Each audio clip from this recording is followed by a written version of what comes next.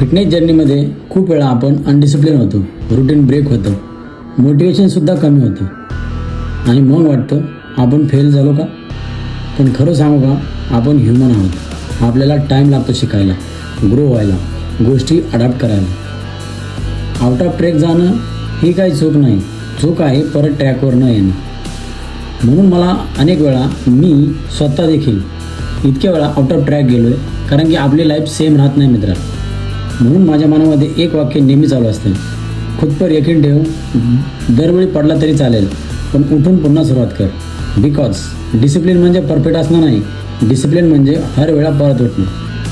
भाई लोक, मोटिवेशनसोबत एक रेसिपी पण शेअर केली जी व्हिडिओमध्ये पाहता तुम्ही. त्याच्यामध्ये सोया चंक्स आणि mushroom is a best and good source of vitamin D.